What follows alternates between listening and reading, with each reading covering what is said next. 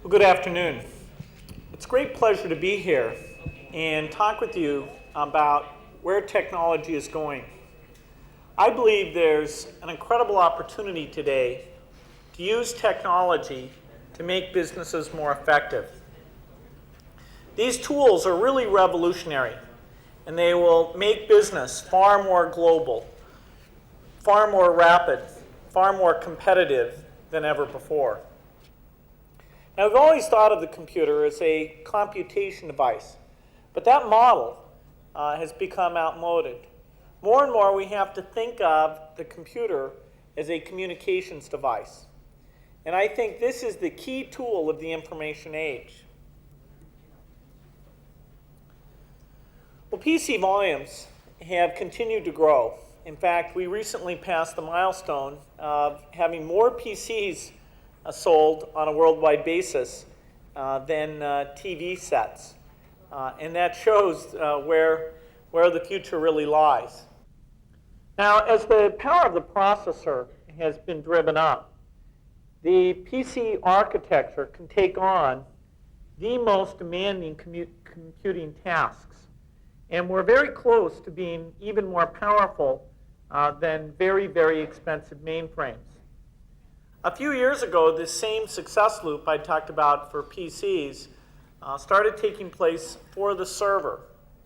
And there were many elements that were going into this. There was the increasing power of the Intel chips, and there was also the availability of our Windows NT product. And so a new class of applications that in the past would have been written for mini computers or mainframes or AS400s or Unix workstations were built on Windows NT. As the volume has gone up, the price of these server machines has come down very significantly. And now the price performance is really unmatched. In fact, in the database area, all the top systems are based on PC technology. Well, I talked about computers being a communication device. And for many years, there was an absence of standards of how these computers should talk together. There were a lot of protocols that worked in different ways. A few years ago, the internet emerged as the key set of communication protocols. And this is a major development. It was actually fostered by work done in universities.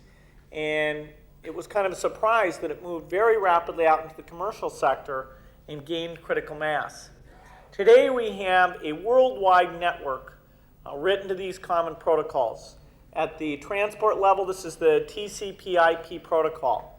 And so now it's very clear every network that people have will be migrating over to TCP/IP. And that means that all of your networks not only work together with each other, but they work together with the global network, and they work together with your customers and suppliers network, so information sharing has become possible. Microsoft has more people involved in Internet Standards Committees than any other company, because we believe the growth of the Internet will really drive our industry forward. I'm sure you've seen articles from time to time talking about the limitations of the Internet, that it's too slow, there's a lack of security, and many missing elements to achieve the ideal dream. All of that is true, but these limitations are being solved by many companies, including Microsoft, that have this as a top priority. Issues of security, directory, and bandwidth will be addressed, and so year by year, the Internet will continue to grow. In the near term, what this means is that businesses will all be connected through the Internet. It means that universities will be connected as well. Moving out further to small businesses and other schools, and even eventually till the home, will take more time. But that will happen. That's part of the eventual destiny of the Internet connected up to state-of-the-art personal computers. Now, for businesses, the Internet allows for information sharing in a much better way than ever before. In the past, people had servers, file sharing servers, where you could share information by typing in a server name and a file name. When you wanted to navigate from one piece of information to another, you needed to type in another cryptic name. Well, now we've changed that by bringing links into the operating system and the Office software as a standard feature. So now to navigate, you just look at a document, read what it says, and follow the link simply by clicking without knowing what the name is. And we've allowed now documents of all types, Word documents, Excel documents, HTML documents, to have these links and this seamless migration. If you're ever reading a document and you don't understand it, the person who's authored it can easily put in a link that lets you click and send a piece of mail to pose a question. And so almost anything that goes on in a business, any process you have, can now be made electronic using intranet software. Well, what is this software? Well, because we built these standards into Windows, into Microsoft Office, you need very little additional beyond what you've already purchased. In fact, all the PCs you have and the way they've been networked together, that's the big investment. And now with electronic mail and Office software and Windows NT, it's just sitting there waiting to be used for more and more applications. Every business should go and look at all the paper forms they have and consider how they can get rid of those, building electronic systems that are more accurate and more efficient. Microsoft has almost gotten rid of all of its paper forms. And in every area, it's very exciting to see the benefits of these new systems. Our product planning process, our budgeting process, our sales analysis process, our personnel review process, all of these now are done on a purely electronic basis. One of the areas companies are finding a huge payback is using these systems for customer support. This allows you to pull together in one place all of the interactions with the customer and make sure that if there needs to be an escalation to keep that customer happy, that happens on a very, very timely basis. These networks that let you share information will also be used to reduce the cost of ownership. They'll be used to distribute new software on an automatic basis. So you won't even have to think about doing that, and certainly won't have to go out to the different machines. When people talk today about business process reengineering, they mean moving from the older computer systems to these new designs and moving from paper systems to the PC with the standard software that makes all of this work. And in every industry around the world, there are leaders who are moving to this faster than anyone else. And one of Microsoft's jobs is to share the stories of the successes and the information about how to proceed to get this business value on a rapid basis. Well, the first stage, as I've said, is information inside a company. But once you have those systems going, the opportunity to reach outside the boundary of your company becomes pretty significant. Reaching out to suppliers to know the availability, to know the status, to know the pricing.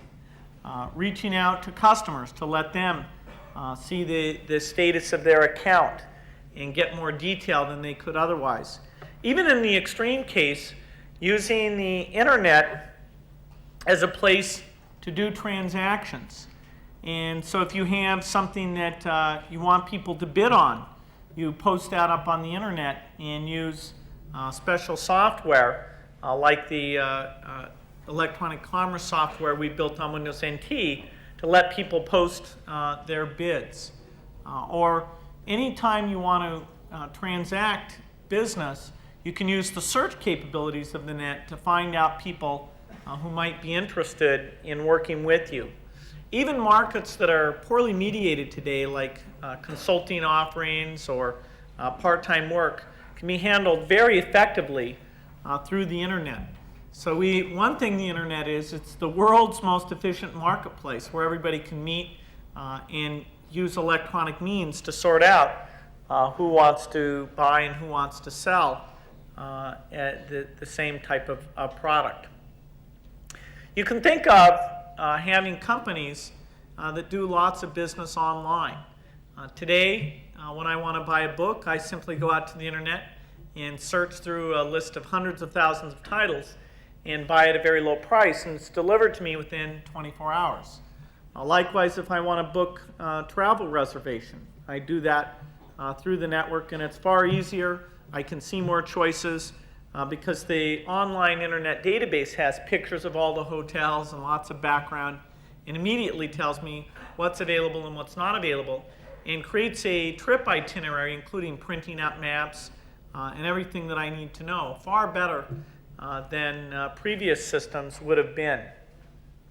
Now, these are early days in the world of the internet.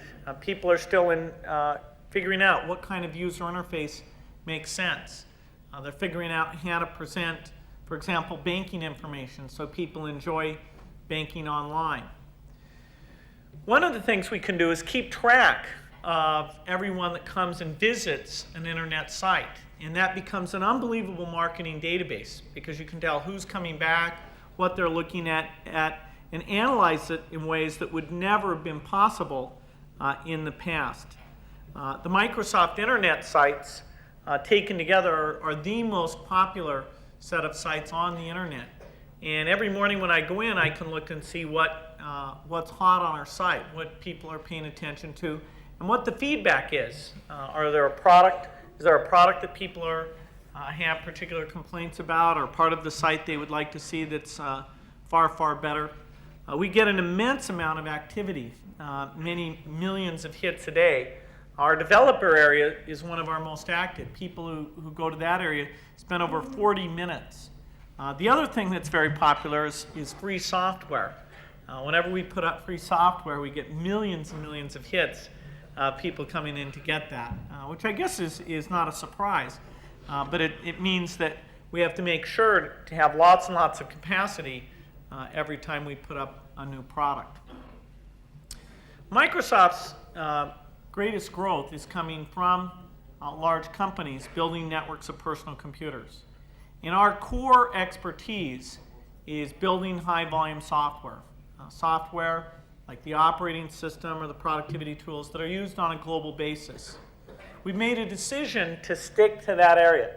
And so we're not getting involved in building a large consulting company. We're not getting involved in building vertical applications. We work with partners who come in to provide those capabilities. And it's that partnership that can give customers all the elements that they want. In fact, here in India, there are many companies like Microland who've been excellent partners in building up the capacity and really making sure that all the training and capabilities for supporting the products are absolutely there. Our main products are Windows, Office, and Back Office. These are all products that were evolving quite rapidly. In 1996, the biggest theme for us was the internet and getting those standards built in to every one of these products. We can take that further now and make it easy to build distributed applications that run across multiple servers. We're building a transaction manager that makes it transparent for somebody building the application that they're actually running on multiple machines. A big focus for us this year is working on cost of ownership. And we've got a program that I'll talk about called Zero Administration Windows. People are going to be amazed at how much improvement we can make there simply by getting a new version of NT, NT version 5, that's very focused on that. And to broaden the market, we're continuing to drive simplicity and integration in all of the products. Well, Windows NT is a key foundation piece, and it was a very ambitious project when we put it together. We looked at what was great about Unix, the capacity and robustness. We looked at what was good with NetWare, the high-speed file sharing, and we looked at the Windows user interface and all the applications and decided that if we could bring all three of those things together, we'd have a very big winner. Well, the volume growth of Windows NT has been phenomenal, and that's because the application set is just getting richer and richer, and the partners are building the hardware and the elements that are driving that to be the same kind of standard on the server that Windows is on the desktop. Over 90% of desktop systems today run Windows, and we expect at the server level we'll get the same sort of strength because of the application's presence and the simplicity of having that uniformity. Now, we're not saying that the only computer systems will be Windows. In fact, we spend a massive amount of effort building in interoperability so that we can coexist with NetWare, with Unix, any of the systems that are out there. So there's no need to throw away what you have today. You can move in an incremental fashion and evolve towards more and more systems that take full advantage of the richness of Windows NT. Comparing Windows NT to its primary competitors, we're at about triple the sales rate of the new version of NetWare.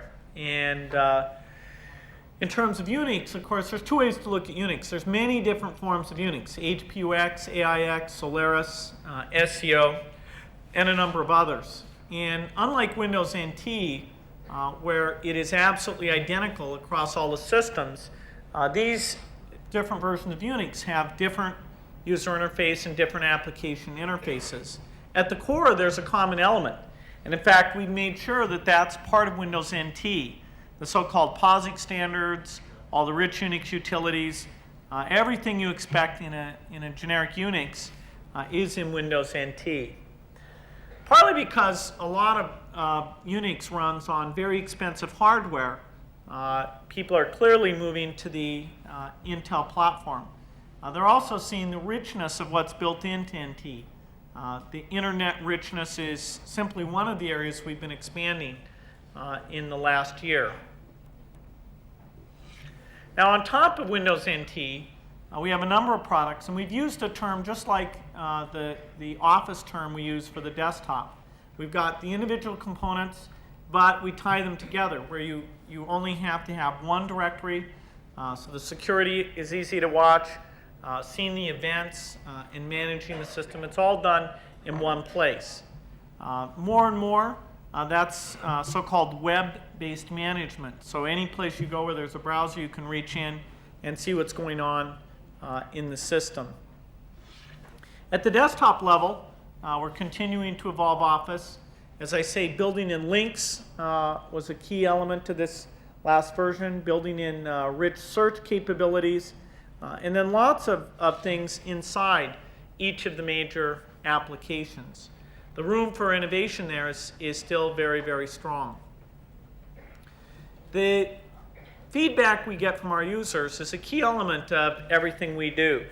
The phone calls, the electronic mail messages, the meetings, the usability labs, all of those help us prioritize the new features. There's a lot of things that are being done to make the hardware easier to work with. Plug and play in systems that you don't have to open up and play around with. Taking this browser interface, the web interface, and using it as the central user interface. So building that into the shell in a way that's even more powerful than what we have today. So that's for the individual user. Will make things less frustrating and easier to understand. In terms of the IT budget, there's many ways that we can cut down on costs. There's the desktop costs, the communication costs, server costs, and application development costs. And when people say total cost, it's important that they have all four of those elements, because communications and data center costs are often much larger even than desktop costs, particularly here in India, where many people have to use expensive lease lines or VSAT communications. The communications part for many companies can be over half of the money they spend. And so having clever software that reduces the need for that communication and can make it less expensive is very, very worthwhile. In Zero Administration Windows, a lot of key elements of this. Automatic hardware configuration. No more interrupt conflicts or devices that can't be automatically detected. To do this perfectly requires us working with the hardware manufacturers and getting rid of the older bus structure, the ISA bus, where we can't always do the automatic detection. We have to build into the system the automatic update capability so that if there's a new service pack, it just goes out to the systems and you can roll it back and change it whenever you want. An administrator should be able to easily control what somebody does on the network. A really innovative thing we're doing is what's called the stateless client, where instead of storing a lot of state on the desktop machine, we copy that up, we mirror that up on the server. But we keep a cache of what you're doing down on the local machine so that 99% of the time you get the speed of the local disk. However, if you move to a new machine or if you lose if your machine breaks, any machine you work on, we understand what files you've created and all of that state, and we can migrate it down to that machine. And so now PCs become identical. You don't have to worry about what special thing was done on a particular PC, and people are able to move around very easily. Our role here in India has many aspects. To grow the market, to make enterprise users able to take on very demanding applications, and to help drive the software industry here to not only provide enough services for this market, but for the incredible demand that's there throughout the world. We're working, as I said, through partners. We're making sure the applications get developed. We do have a consulting group, a very small group that can drive some of the architecture. And we have things like our certified professional program, where a year ago we only had a few hundred people in this program, but by the end of this year we'll have over 10,000 people who are part of that activity. The opportunity to use information technology as a strategic tool for competitive advantage is here today. Your knowledge workers having PCs that are connected up to a desktop and changing business processes to take advantage of that, there's a huge payback there. And I think now is an excellent time for people to make those investments. The incremental cost for people who've got PCs of taking these software approaches is very, very low, and the cost of ownership will be reduced based on the focus we're providing here. Information technology will be the fastest growing business and the determinant of global competition. And we're certainly looking forward to working in partnership with Microland and reaching out to all of you to make this vision a reality. Thank you. Among the many meticulous arrangements for Microland's Technology Forum was an Ask Bill form, which was sent earlier to all the 500 distinguished business leaders who were invited to the function. Over 150 questions were received, but due to paucity of time, only a few could be answered in person. And these were put to Bill Gates by Microland's chief, Pradeep Kar. The first question is by Mr. Harsh Mariwala, Managing Director, Marico Industries. And his question to you is, how is IT likely to change the role of CEOs? What should he do today? Second question, what is the motivating force in your life when you have already been so successful? Well, the CEO, more and more, needs to get involved with information technology.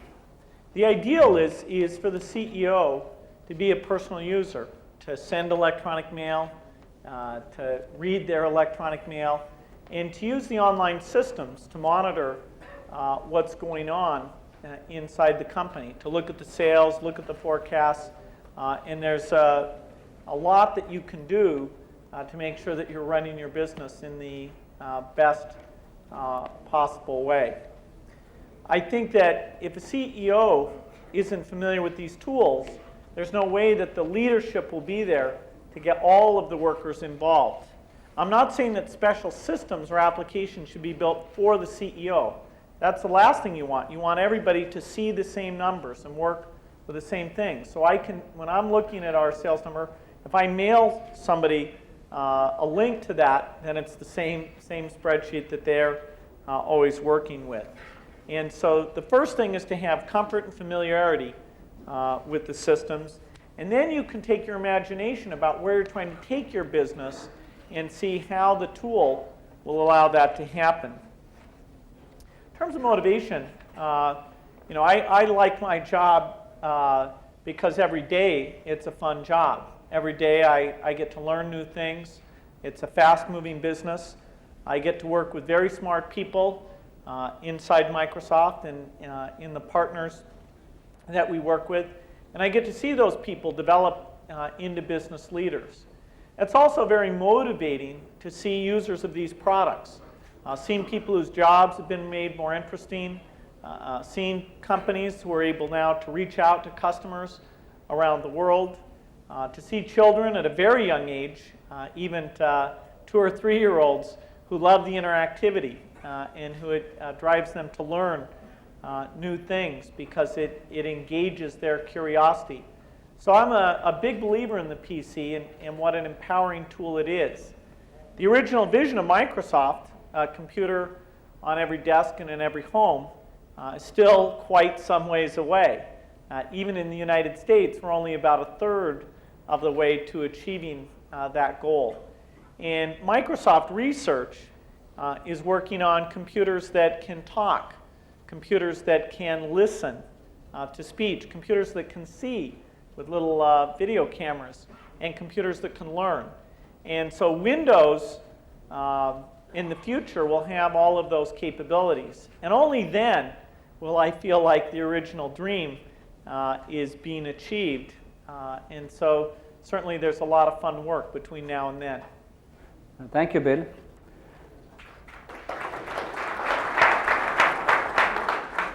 The second question is by Mr. Arun Gupta, Vice President Technology, DSP Merrill Lynch. What are the initiatives Microsoft is taking in the direction of electronic commerce on the net? Second question, when can we expect it to be a reality worldwide and specifically in India? Well, Microsoft is doing a lot to make it very easy to get out on the net and do electronic commerce. We built into Windows NT the HTTP server. So an off-the-shelf standard version of Windows NT. It's ready to go to make the highest performance web server. We've made our browser Internet Explorer free, and we're working with a lot of partners to popularize that. In terms of the special software you need on the network, we have our merchant server product, and that makes it easy to set up and do sales and keep track of orders, and there's a very simple user interface that goes with that. The protocol that merchant server uses is called SET, and it's a protocol that's been endorsed by the credit card associations. And what it does is that when you send your credit card, it actually encrypts it so that the merchant never sees your credit card number. It's only the bank who can open up and see what the correct amount is and what the credit card is. So in that way, electronic commerce on the network is actually more secure than when you hand somebody a credit card and they have that and they can use it. And there are a lot of great examples of people building electronic commerce sites very easily. Now, the examples you mostly hear are examples of consumers buying on the network. That is the great potential, but business-to-business commerce will come first. Inside Microsoft, if you want to order a new PC or supplies, we've used the commerce server, merchant server, and you go to a URL and just fill out the order electronically, and then you send it in. And depending on your purchasing authority, the system checks, and if it has to, it sends mail to your boss to make sure they approve before it gets filed. And so we've eliminated all the paperwork there, which is really what the business potential is. Thank you, Bill. The next question is by Mr. S.S. Mishra, Centurion Bank. The question is, I would like to know your views about the much discussed network computer. Do you think that corporates should plan for it? If not, then how else you feel we should take benefit of the super highway internet? Well, the network computer means many different things. It means a device that is not compatible. That is, a device that does not run any of the existing PC software today. It means starting over. It also means a machine that instead of giving you a lot of power in the machine itself, it forces the work to be done on the server, which is far more expensive. So you overload the network, you overload the server, and you don't get much response. Because the network computer doesn't have a disk in it, you end up with essentially a time-sharing type system as you're connected up. And the actual cost of the network computer, when they really come out, you'll see that running a browser, which is the largest and fastest growing PC application, requires a full-blown PC. The recent browsers require 16 megabytes and a high-speed Pentium processor. And so basically, it is a PC, but it doesn't have the flexibility of Windows. It doesn't have the portability support. It doesn't run today's applications. And so introducing that into an environment makes it more complex. As long as a product's not really shipping, there's a lot you can talk about and say, hey, what might it be? What might it be? And so when they finally ship, and you'll see that the IBM network computer is incompatible with the Sun network computer, which is incompatible with the Oracle network computer, you'll understand this is an attempt to move back to the days when hardware manufacturers made incompatible devices and they had control over the evolution, and where you didn't have the responsiveness and flexibility that is the hallmark of the PC. Thank you, Bill. The next question is by Abhay Havaldar, Draper International. The question, Bill, is, would you define Microsoft as a software publisher or a software developer today and in the future? Second, how do you believe the small Indian software development shop perceive the challenge of global distribution and support? Well, Microsoft is definitely a software developer. That's how we think of ourselves. The work to build and integrate new versions of Windows NT, it's more complex than building a 747. It requires more hours of testing, more hours of engineering. And the testing part of this is a key element. We actually spend more time on testing than actual developing, because we have to work with such a variety of hardware systems and application systems, and with such demanding requirements for upwards compatibility, that it's an incredible engineering achievement as we're shipping these new versions. So that, in terms of publishing, we do have a worldwide organization that's there to support the product and help people to use the product. But our core competence is actually putting together the large-scale software. In terms of a small software developer, there's many strategies that you can pursue. One would be to provide services and advertise your capabilities across the internet and be willing to subcontract out your services. And that's a way of growing your skills and getting involved in some of the fast-growing markets. When you want to take the step to build products, that's a very big step. It has a lot of potential and a lot of risk associated with it. It's great to see that a lot of Indian software companies are taking that step. Today I was with Ramco as they introduced their Marshall 3.0 product, and that's one of about a dozen examples now where I think the software really is going to go out there and set a world-class standard.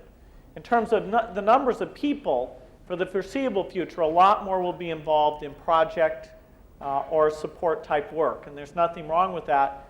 But if somebody has a dream of having a software product, then absolutely the market is going to create thousands and thousands of successes, and companies here should jump in and participate. Bill, can I supplement that question? Do you think with the current state of the Indian domestic market, is it possible for a company in India to build a world-class software product? Question one.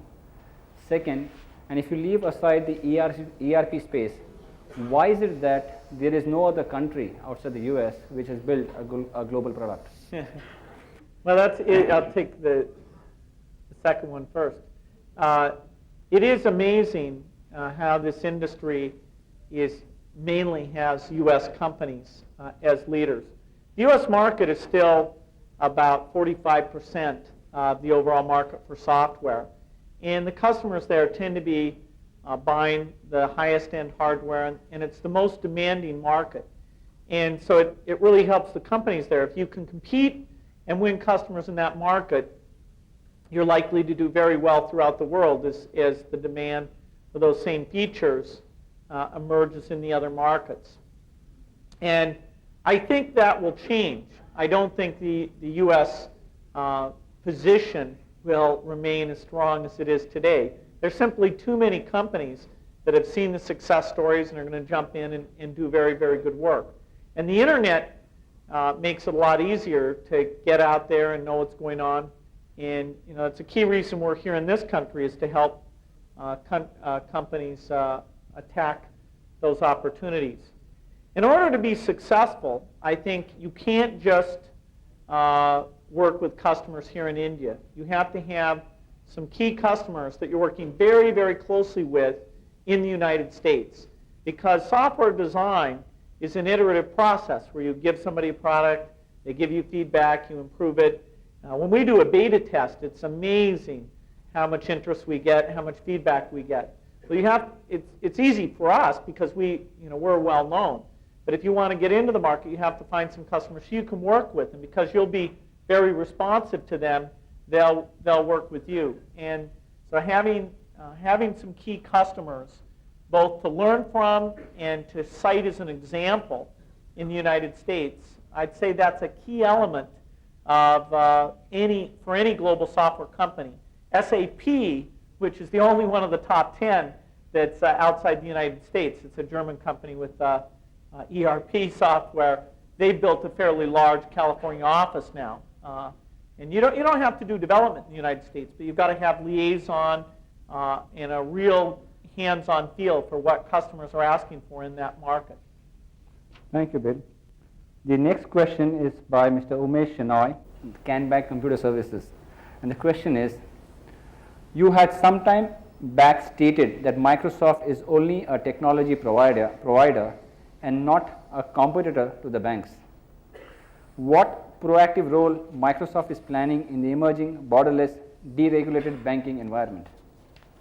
Well, Microsoft's role in banking is to provide software technology, key building blocks that banks can use to be more efficient internally and serve their customers in a variety of ways, including electronic connections. And so our Windows NT is the primary solution being used now in branch banking systems. Microsoft Office is the standard in all kinds of businesses, including banks. And our Microsoft Money product lets customers of banks examine their transactions and their budgets in a very rich way. We also have some tools now to make it very easy for banks to set up websites. And the fact that banks use our tools, that's invisible, but we can make that easy. Particularly this idea of when a customer comes to your bank website, you don't want to show them every customer the same thing. You want to customize what you display based on the profile of that customer and their history with the bank. And so that very rich customization capability is part of our internet product offering. Thank you. The next question is by Barzin Barucha, Information Technology Manager of Midday. The question is, what is the single most important thing which has made Microsoft tick so far and why? Well, I think I'd have to cite a couple of things. There's our original vision about the importance of software in the fact that that's been the driver of everything we've done. I think that is a key element. I think hiring really great people, because we like to work with smart people, we tend to hire people who share the vision and are quite energetic. We have shared the success of the company through stock options, and so the companies have really been part of a team in building what we've built. We've taken a very long-term approach. The research projects we're working on today, they're really amazing and risky projects. And we have today, except for IBM, by far the largest group of researchers working on software anywhere in the world. And that's just an example of what we're doing long-term, just like what the investments we're making here in this market. There's certainly elements of luck. Our timing in being part of the first computer, in convincing IBM to work with us, in mistakes that our competitors have made to make things easier for us than they should have. All of those come into the picture. But there is a natural position for somebody to build a world-class complex operating system and use the very high volume to sell a system that actually has more R&D in it than, say, MBS, but we sell it at a 10,000th of the price that MBS is sold, and it all works because you multiply by the incredible volume. He has one more question, which I think is a very difficult question. The question is, will the year 2000 herald a single common operating platform in the world? If yes, what will it be? Well, if an alien came to this planet and looked at all the computers, and they'd find 90% of the computers all running the Windows operating system. And so you'd have to wonder, well, what happened to those other 10%? And it's all, you'd have to explain to them about installed base and how difficult it is to move code away from an installed base.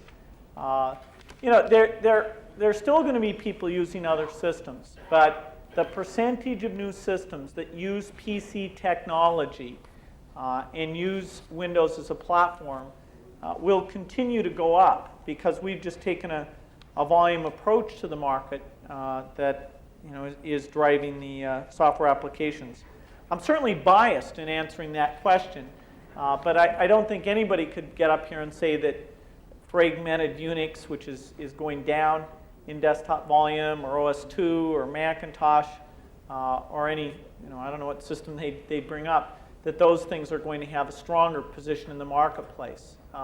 NetWare never became a general purpose platform, and none of the quality Unix companies ever addressed PC hardware. So it is a case where we've benefited from sort of a vacuum and misexecution by others.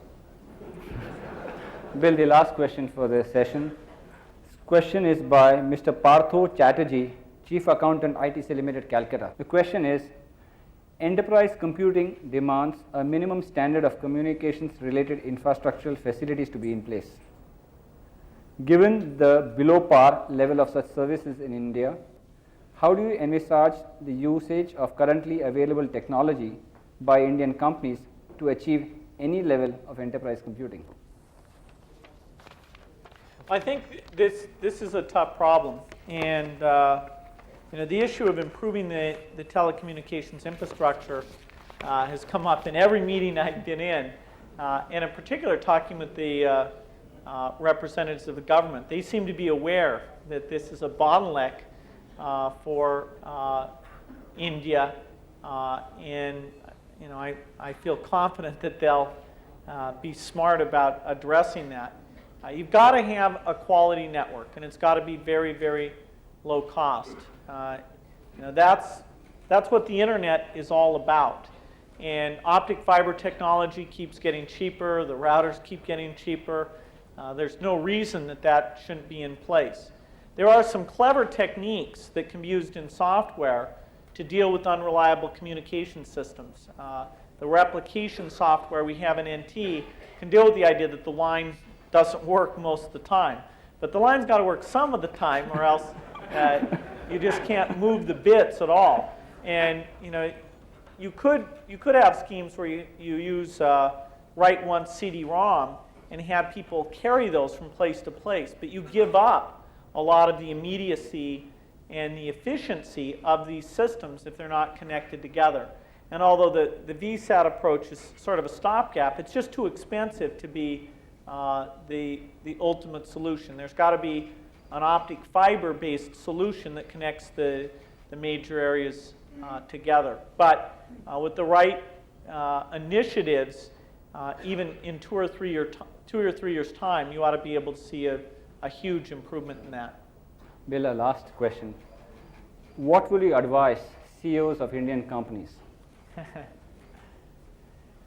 I think you're facing a rapidly changing business situation. The opening of competition in many areas, continued high growth rate for the economy, and some wonderful tools represented by what you heard today that you can take advantage of. The first thing is to have a business strategy within your area. The tools we provide allow you to execute on a strategy very effectively. They're not in and of themselves a strategy, but they are so empowering. And companies that use these tools well will find it easier to recruit the smart young people that you want to have to build the future of your company. And so I really believe in leadership. I believe in leading by example. So first having a strategy, and then mapping that onto how you can use information technology and even collaborate in new ways through information technology. I think every one of you has a chance to do something very impressive by going in that direction. Friends, please join me in thanking Bill Gates. So that was Bill Gates at Microland's Strategic IT Forum, Enterprise Tomorrow, today.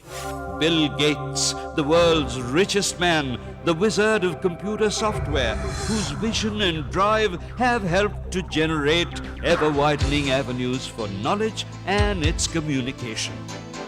Bill Gates, brought to you by Microland.